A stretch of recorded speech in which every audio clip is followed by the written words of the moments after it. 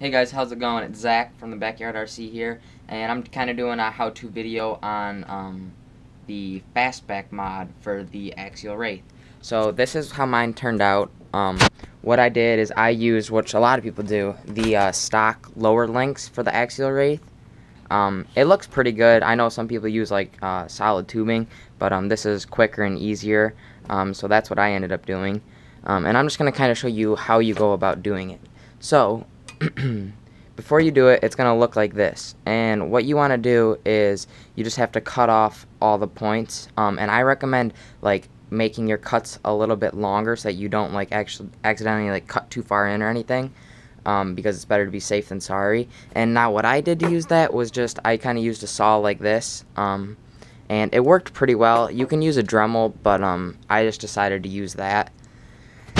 And after you do that, you need to like sand down all your points where you cut it off, and I used a Dremel for that with this bit, the sander, just to sand it all down and make it pretty smooth. And then all that you do is you just take your links and you just like unscrew them, because in all the spots where you put them in there's bolts, and I didn't add any of the little ball joints. I just used the links themselves, and you just fit them right in there. Now when you do this, after you like screw one in, like say you do the bottom first, it's gonna be a little bit tighter up at the top, so you kind of have to like pull it and stretch it to make it fit, but once you get the screw in there, it comes together fine. Now the thing that I noticed about this, which I didn't realize in the beginning, is because you have these extra pieces in there, it makes your frame or your chassis a little bit wider, so your stock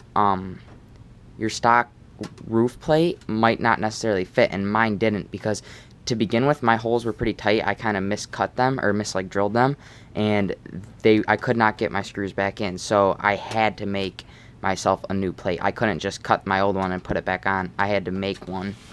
And all I did do that is I just took a piece of aluminum, marked out the two holes with a pencil where like on my other plate, and then just kind of guessed them and lined them up on here, and then just tapped them through and put them back in.